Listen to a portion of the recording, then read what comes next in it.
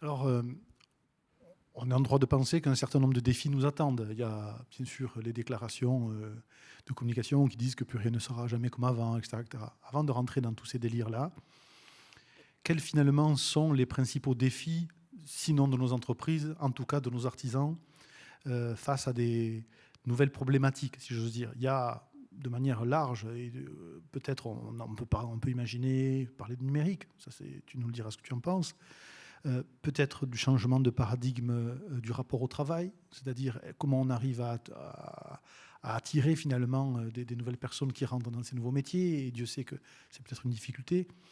Comment, toi, tu envisages tous les défis auxquels on va devoir faire face les prochains mois, les prochaines années, le tout, bien entendu, matiné des difficultés sanitaires et donc économiques que nous avons vécues pendant l'année, enfin, depuis mars 2020, que, qui sait, peut-être nous aurons à reconnaître les prochains mois, si on parle de 4e confinement, après tout, si l'immunité collective n'est pas atteinte. Bon, cet élément-là, qui est un mouvement exceptionnel, et les mutations de fond, qui sont plus des éléments conjoncturels, si j'ose dire, comment tu appréhendes un petit peu les choses? Je vais être très pragmatique dans ma réponse, en allant directement auprès des artisans, leur expliquant pourquoi il est nécessaire de se faire accompagner, à la fois par la Chambre des métiers, mais aussi par les élus. Il y a deux axes, plusieurs actions, mais deux axes stratégiques. D'abord, le premier, on l'a eu vu, la crise de la Covid a été extrêmement douloureuse pour nos entreprises, toutes fermées du jour au lendemain. Un accompagnement s'est opéré. Nous avons mis, les élus, en place un télétravail, tu l'as évoqué tout à l'heure, à la Chambre des métiers, pour accompagner tous les artisans qui se retrouvaient fermés et finalement seuls, isolés, rompus à eux-mêmes, pour essayer de trouver des aides, essayer de répondre à la problématique financière de leur entreprise et de leurs problématiques personnelles et familiales. Première action, ça a été celle-ci, l'accompagnement. Ensuite, ça a été de délivrer des outils pour s'adapter, pour dire que la mutation va s'opérer, que ce qu'ils faisaient hier ne le feront pas de la même façon demain. Et tu l'as évoqué, mutation numérique, et pas que, mutation écologique aussi, puisque l'environnement est impacté, mais aussi, et ça a été dit dans la table ronde précédente, mutation sociale, le rapport au travail. Donc toutes ces mutations, il faut les dire, il faut les énoncer pour préparer dans la tête du chef d'entreprise la transformation qu'il doit opérer.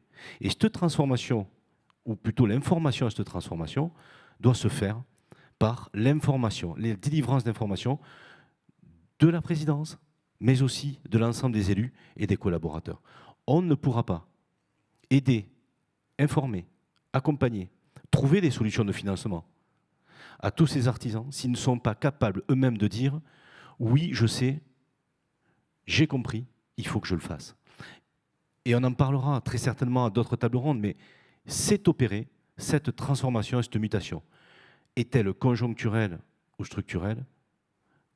Je pense qu'elle est structurelle à jamais, et on va continuer à engager cette transformation de TPE-PME parce qu'elles en ont besoin, parce qu'elles étaient très en retard, surtout 15e sur 28 au niveau européen, au niveau du numérique, c'est plus possible. On ne sait pas utiliser les réseaux sociaux, tout le monde vend, tout le monde achète sur le web. On n'utilisait pas assez notre service numérique web en vente à distance. Bref, tout cela commence à se caler, à se transformer pour aboutir finalement à un changement réel de figital, présentiel et digital, à la fois dans les commerces, en présentiel, et à la fois en vente à distance. Alors justement, quand on discute avec un certain nombre d'entreprises, parfois certaines s'interrogent sur le rôle que pourrait jouer une CMA, et ils disent c'est quoi ce machin, d'où ça sort, qu'est-ce que ça peut faire, surtout quand on entend beaucoup parler, et depuis 2015, avec la mise en œuvre de la loi NOTRe et la montée en cadence de la région administrative, sur les choix et les orientations économiques. Comment justement on peut arriver à ramener à soi toutes ces entreprises? Parce qu'en réalité, quand on parle d'un artisan, on a de suite l'image d'Épinal, plus du concepteur et de l'artiste, plutôt que du gestionnaire. Et donc, en conséquence, on a la faiblesse de penser que tout est mis en œuvre pour rendre la prestation telle qu'elle est. On parle d'un plombier, qu'on parle d'un boulanger, peu importe. Et peut-être moins sur l'aspect de gestion et l'aspect mutation. Et donc, on est sur une crispation assez naturelle qui est jusqu'ici, ça va bien. Jusqu'ici, ça fonctionne.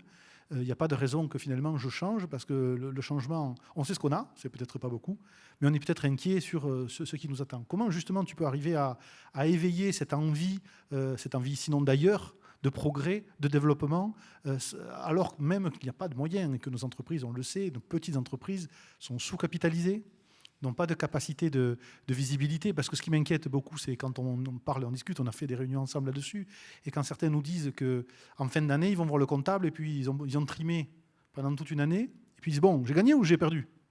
Ça veut dire qu'il n'y a aucune maîtrise et notion sur des éléments simples. Donc, quand on parle d'un machin, comment la CMA peut s'insérer là-dedans?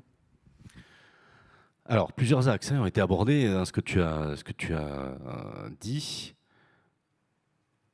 À quoi sert une chambre consulaire? Très souvent, on nous la pose cette question. Et d'ailleurs, la loi Pacte, la transformation du président actuel de la République, qui souhaitait réduire la voilure financière de chaque consulaire, il l'a fait. Et surtout, se poser la bonne question, à quoi servent les consulaires?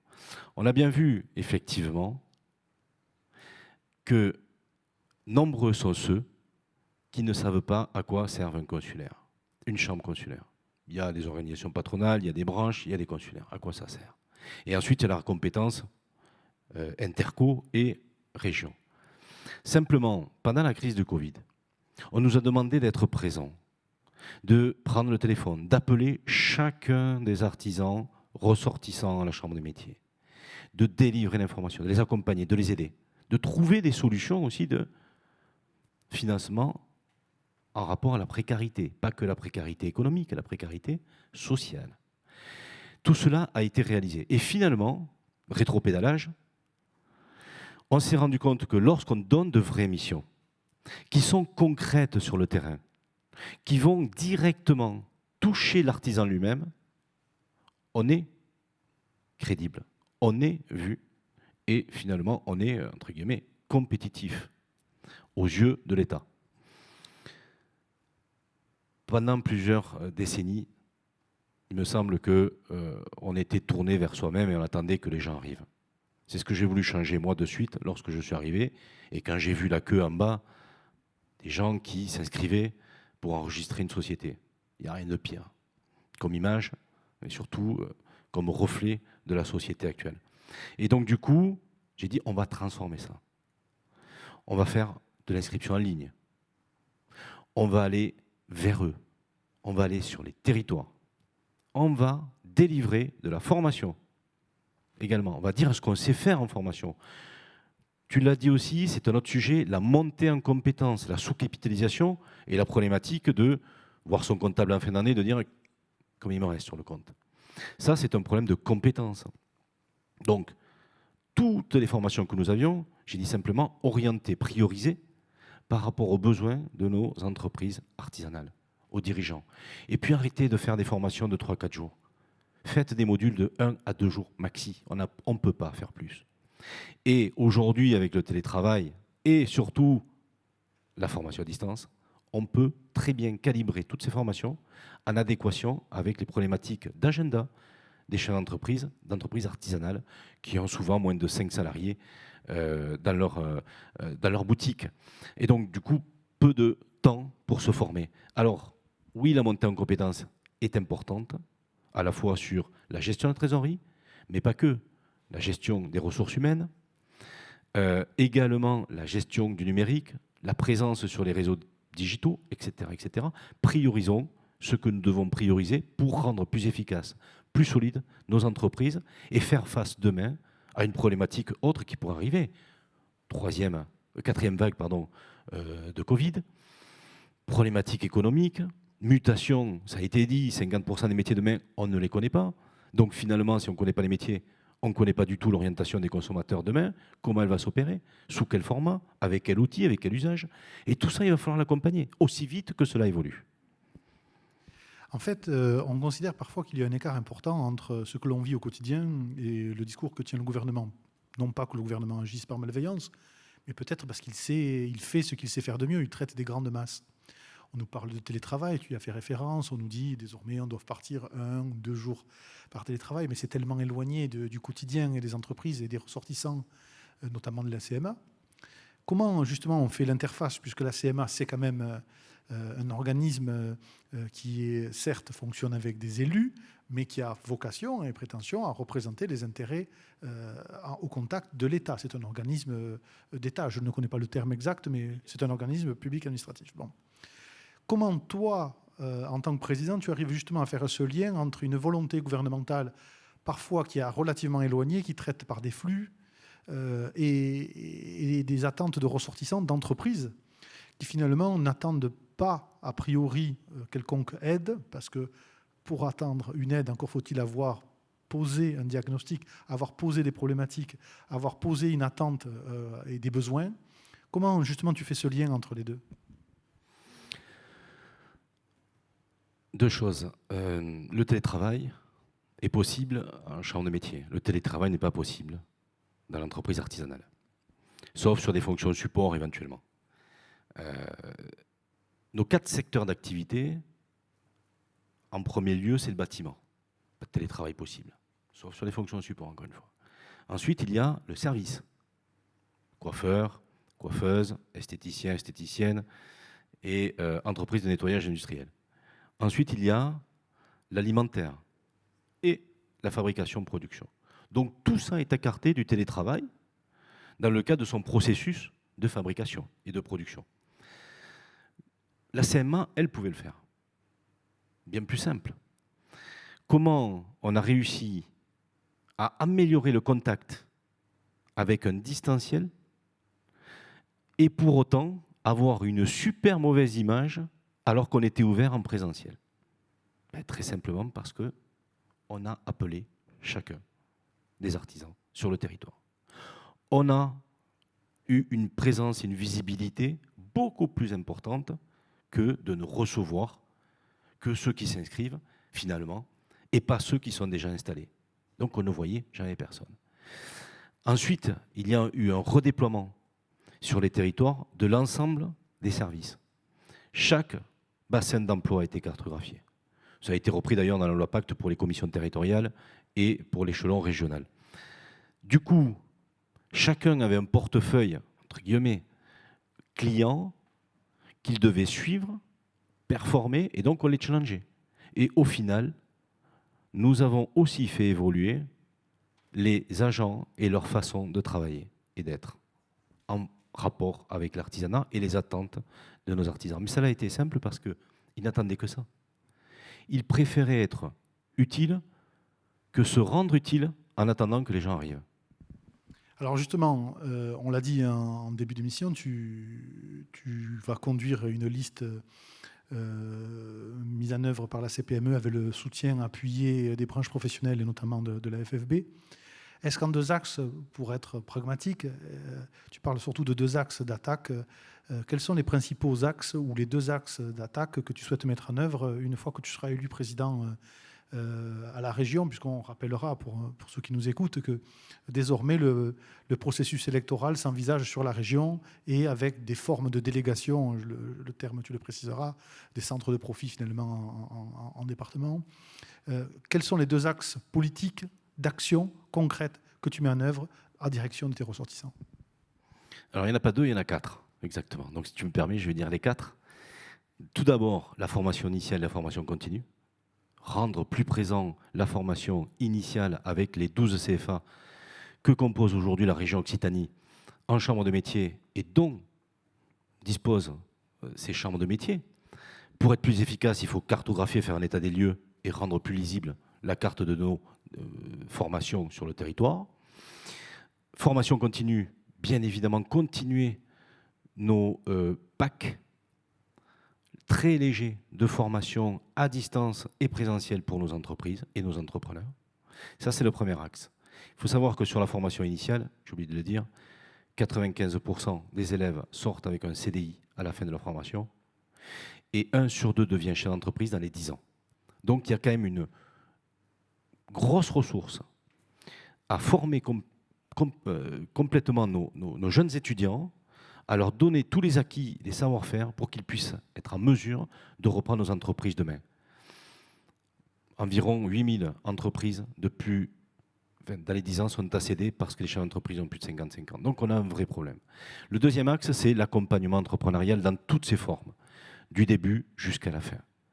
Et prioriser le développement économique, monter en compétences, monter en développement économique, donner des solutions de facilité, de telle sorte à ce qu'ils puissent grossir. L'intérêt, c'est de grossir aussi sur les territoires et de sortir d'un périmètre hyper restreint pour lequel on pensait ne pas être capable de vendre, par exemple, à Dubaï, aux États-Unis. Les solutions aujourd'hui existent. Et tout ça, il faut l'accompagner et surtout le structurer. Une entreprise artisanale qui soit beaucoup plus développée sera moins sous-capitalisée. Je sais, c'est ton credo. Et en plus de ça, elle disposera peut-être, si le chef d'entreprise est bien formé, de plus de fonds de roulement et beaucoup plus de trésorerie pour être capable de s'armer. C'est le troisième axe, qui est un peu plus politique celui-ci, et moins en rapport avec l'artisanat, c'est l'aménagement des territoires, avec l'attractivité économique des territoires. Et, je ne vais pas le développer, le quatrième axe, c'est la qualité de service, la qualité d'accueil. Ce sont les agents des 13 chambres de métiers et CFA que nous devons faire évoluer au service de notre artisanat. En qualité d'accueil, en qualité de suivi, ils n'attendent que ça. Il faut juste un cap, une feuille de route, et ils sont prêts, en plus, à changer de service, de métier, et de faire autre chose que l'accueil d'un centre de formalité d'entreprise, d'une inscription au registre des métiers, qui, je pense, n'est pas forcément passionnant pour tous, et plus orienté vers du marketing, du commercial, et encore une fois, travailler avec les collaborateurs des autres institutions. Je parle des organisations patronales, mais aussi des branches. Et là, les 1300 collaborateurs que nous avons sont prêts à évoluer. Ça, c'est le quatrième axe, la qualité d'accueil, le projet d'établissement. Alors, si tu voulais bien préciser la date et les modalités d'élection, parce que je pense qu'il est important d'attirer, pour clôturer là-dessus, l'attention de tous ces ressortissants, tous ces chefs d'entreprise. C'est quand se passent les élections, 2, comment elles se passent, et deuxièmement, finalement, lancer un appel, peut-être lancer un appel à la mobilisation et au vote, parce que c'est par là, se réclamer d'une forme de dynamisme, c'est bien, à condition d'être en capacité de fédérer autour de soi cette dynamique. Comment tu peux l'appréhender? La date, les modalités d'élection et l'appel finalement à la mobilisation. La date du 1er octobre au 14 octobre, c'est l'élection des chambres consulaires de métier. Le vote, comment s'opère-t-il? Par voie électronique, donc on va recevoir un kit de vote par CEMA France, directement dans notre entreprise, et on votera soit par vote électronique, soit par vote papier, correspondance, parce que tout le monde ne sait pas voter par vote électronique. Troisièmement, quel est l'intérêt? Quel est l'intérêt? Comment mobiliser? Pourquoi il est si important d'aller voter? Peu importe pour qui on vote. L'enjeu de ces élections, c'est la survie des chambres consulaires et donc la survie d'un service dirigé par des chefs d'entreprise au service des chefs d'entreprise. Moi, j'en appelle à ce que tout le monde vote le plus largement possible. On a cette possibilité démocratique de s'exprimer. Certes, tout n'est pas forcément au top, on peut le dire comme ça, au niveau des consulaires. Par contre, tout est perfectible. Et c'est pour ça que nous souhaitons conquérir la Chambre de région pour rendre perfectibles tous les services, pour faire en sorte que nos artisans soient mieux armés, mieux accompagnés. Donc un vote qui va être scruté par le gouvernement.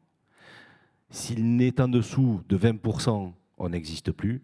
S'il est au-dessus de 25, 30, 35%, c'est une réussite. Et j'ai envie de dire, mobilisez tous, tout le monde autour de vous, mobilisez tous les artisans, parce qu'il en va de la survie de ces réseaux consulaires. Il nous reste peu de temps pour survivre. Merci Vincent. Nous recevions Vincent Aguilera, président de la CMA 31 et candidat à la CMA Occitanie. Vincent, il ne nous souhaite plus qu'à te souhaiter bonne chance, mais il n'y aura pas de place trop à la chance, plus au travail. Je sais que ça, tu es déjà bien présent. Et sache que la CPME, qui t'a désigné comme son représentant, est fière de t'avoir à ses côtés et te soutiendra jusqu'au novembre, le temps que tu puisses être, une fois élu, installé dignement. Merci Vincent et à très bientôt. À bientôt, chers amis.